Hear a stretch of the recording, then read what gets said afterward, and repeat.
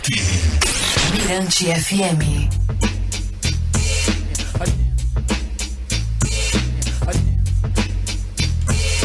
De volta, plugado Mirante FM, 22 horas 25 minutos. E vamos lá com o nosso troca de ideia na rádio toda nossa, plugado Mirante FM. Bom, acontece até amanhã no Casarão Laborarte, em São Luís, o encontro Cultura Viva 20 anos, celebração e troca de saberes. E aqui participando do quadro Troca de Ideia, Leandro Anton. Isso, Leandro Anton, coordenador de articulação da Cultura Viva da Secretaria de Cidadania e Diversidade Cultural do Ministério da Cultura. Leandro também é graduado em bacharel em Geografia e mestre em Geografia pela Universidade Federal do Rio Grande do Sul. Educador popular, fotógrafo e ciclista. Salve, boa noite a esse gaúcho em São Luís. Leandro, beleza? Beleza, boa noite, Pedro. Boa noite, Pedro, e boa noite aos ouvintes e ouvintes da Mirante FM. Bom, Leandro, o que consiste neste encontro Cultura Viva 20 anos, celebração e troca de saberes? Ele consiste, o Cultura Viva é uma política pública que está completando então seus 20 anos, né? Originária de 2004, primeiro governo Lula com o ministro Gilberto Gil. Foi lançado o programa Cultura, Educação e Cidadania, Cultura Viva, e que tem como, talvez, atores sociais mais conhecidos, os coletivos e entidades culturais que são reconhecidos como pontos de cultura. Então a gente viemos aqui a São Luís, para ali no Laborarte, participar, porque nesse mês a gente está fazendo a celebração, Julho Cultura Viva pelo Brasil, para celebrar os 20 anos da Política Cultura Viva, os 10 anos da Política de Estado também, que foi transformada em lei em 2014. E aí a gente está rodando o país nessa celebração que os pontos de cultura escreveram atividades. Foram 816 atividades inscritas em todos os estados para celebrar os 20 anos dessa política de base comunitária da cultura brasileira. Bom, Leandro, quais os desafios e conquistas nesses 20 anos de política nacional de cultura? Do Cultura Viva, a gente pode dizer assim que as conquistas, um marco de uma virada no fomento cultural, assim, até 2004, nacionalmente o que predominava era a Lei Rouanet, que é ligada, enfim, à renúncia fiscal, mas não era uma política pública no sentido de fundos públicos que fossem acessados por organizações da cultura popular brasileira, como vamos pensar aqui nos carimbós, nos bois, mas também da cena urbana, do hip hop, da capoeira, do teatro de rua, grupos que são coletividades que atuam a partir do cotidiano, dos bairros, das comunidades, seja nos territórios rurais, nos territórios quilombolas, indígenas, e que fazem a arte, são também a salvaguarda e a preservação de muito da diversidade cultural brasileira, das nossas manifestações culturais que nos orgulhamos e que o mundo inteiro nos vê como um país pujante disso, e que tu não tinha um fundo público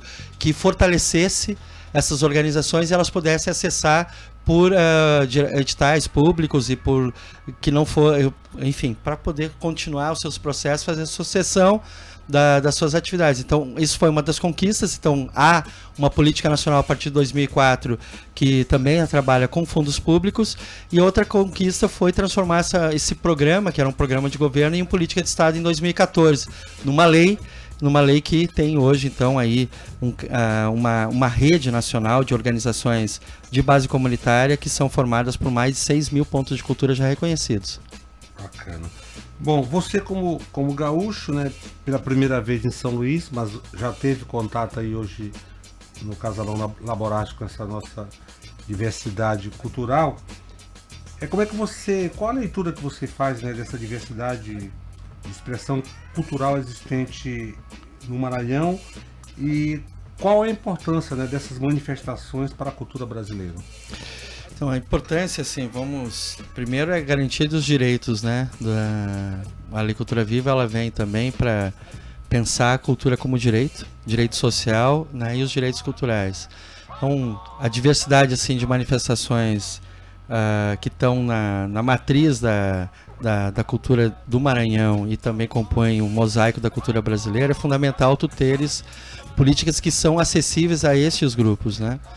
Então a gente está num momento muito importante, Pedro, que pensar, a gente viveu um momento quase de uma tragédia, assim, em termos de escala mundial, que foi o período da pandemia.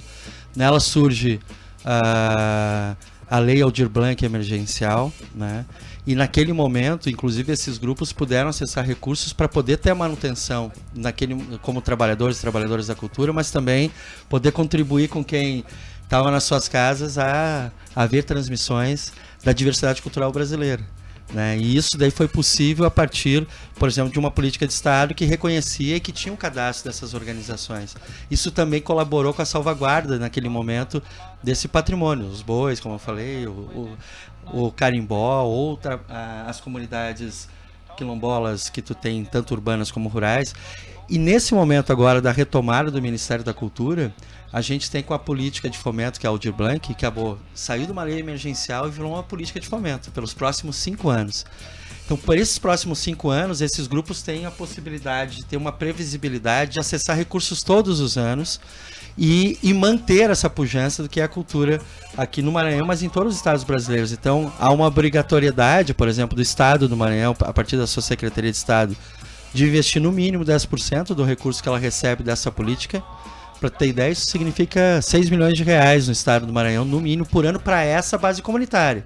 Porque o estado recebe 60 milhões nessa descentralização para fazer política. Todos os anos vai estar recebendo esse valor. E da mesma forma, os municípios, aqui São Luís e mais 20 municípios do Maranhão, têm obrigatoriedade também de fomentar a política Cultura Viva e fomentar essa política de base comunitária que está nas manifestações culturais populares que tem, mas não só.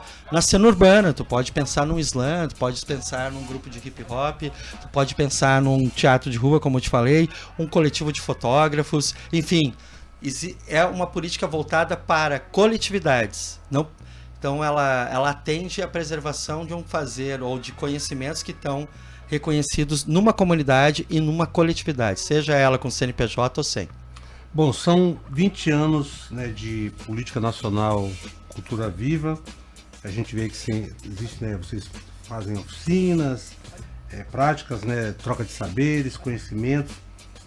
Como refletir e como planejar o futuro das políticas culturais em um Brasil que a política cultural ainda não é prioridade, principalmente por parte de alguns governos. Depende muito, né, dos governos, seja eles no âmbito de país, municipal, estadual. Então, eu vou pegar o exemplo de novo, Pedro, da pandemia, que fez toda a população brasileira entender, não importa a classe social, é importante ter um sistema público de saúde, o SUS, né? Ali todos nós tivemos a condição de ter a proteção das nossas vidas a partir do atendimento universal. Então a gente está construindo, de fato, a cultura, dentro de pensar nisso daí, ela está construindo um sistema ainda. Então nesse momento a gente vive uma janela bem importante para consolidar isso, entender o que é a responsabilidade da União. Agora a gente pensa assim, na saúde, a gente fica pensando no hospital, né? E na gestão, no estado, as UPAs, também hospitais, no município a unidade básica, né?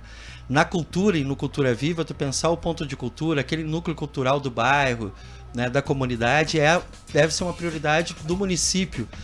Uma organização que faz formação, que articula uma rede, né, dentro de uma escala maior, ser algo como dentro do Cultura Viva chama de pontão, mas vamos pensar uma organização que articula uma rede de várias outras organizações dando formação cultural, fazendo processos de intercâmbio, construindo encontros e seminários. Isso é uma atribuição que talvez fique na escala do Estado e a União também, contribuindo com a gestão, mas com o intercâmbio, a circulação dessa produção cultural por todo o Brasil, intercambiando o que tu faz na base comunitária aqui do Maranhão, indo lá para o Rio Grande do Sul, indo para o Mato Grosso. Então, esse é um processo que a gente tem que aproveitar muito nesses 5 anos. E qual é que é a forma de conseguir com que estados e municípios também apliquem e façam uma política cultural? Isso, ter uma política de sistema que está sendo descentralizado por 5 anos, recursos para todos os entes federativos, mas com a participação da comunidade. com a participação da sociedade civil, seja dos conselhos municipais ou estaduais de cultura, mas também das redes de cultura, pressionando, exigindo que se cumpra os direitos conquistados, as leis de fomento, como a Aldir Blanc ou a Lei Cultura Viva, e que isso seja realmente executado e que seja acompanhado e fiscalizado pela sociedade. Isso. E construída aí, de fato, uma formação que seja de gestores públicos na área da cultura, tanto em municípios como no Estado, com a União, que tenham o conhecimento da política nacional de cultura. E a Política Cultura Viva é uma das primeiras a ser institucionalizada em escala nacional. E que atende exatamente isso que tu falasse, assim, aquilo que é diverso, que a gente se orgulha e que tem... gosto de quando a gente sai do nosso estado e fala, poxa, lá no meu estado tem tal coisa, essa manifestação é lá do Maranhão, né? O carimbó é lá do Maranhão. Então, é isso daí que a gente tem fortalecido a partir da Política Cultura Viva. Bacana. Bom, agora o evento acaba amanhã, né? E vamos falar da programação desta quarta-feira. Você podia falar? O Yuri está aqui, o Yuri é do... Isso é importante mesmo, Pedro. O Yuri é do escritório do Ministério da Cultura, enfim. Hoje também o Ministério da Cultura está presente nos 26 estados e no Distrito Federal com escritórios, né? E aí o Yuri que representa o MINC aqui no Maranhão também para falar da programação que está acontecendo no Laborarte. Começou hoje e vai até amanhã. Sim, boa noite. Boa noite, Yuri. Bom, gente, amanhã a gente começa às 15 horas com Paulo Sabá e Cimei Dantas, com uma atividade do Rede Maranhão de Pontos de Cultura, tecendo desafios e oportunidades. Às 18 a gente tem a palestra Caminhos da Boiada, uma experiência de mapeamento e diagnóstico da cultura popular em São Luís, com a professora Letícia Cardoso. E às 19 a gente tem oficina de capoeira no Pontão de Cultura Laborarte.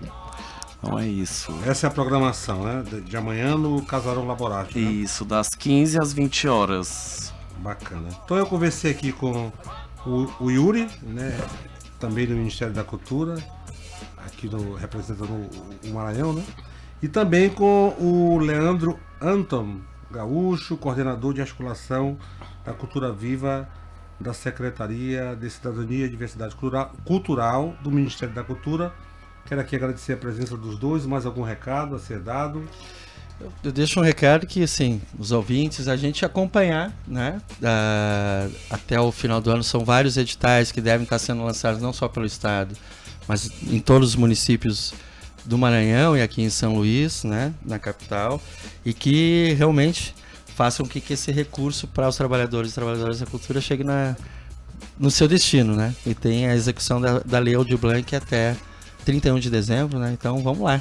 É isso, vamos fazer a construção e a reconstrução do Ministério da Cultura a partir dos municípios e a partir dos estados também nessa construção nacional. Beleza. Yuri, mais alguma coisa? Não, obrigado, boa noite. Então tá aí, plugado Mirante FM até meia-noite, presenteando os dois convidados aqui no plugado na Mirante FM com Flávia Bittencourt, participação do Ribinha, e a música chama-se Nossos Ancestrais.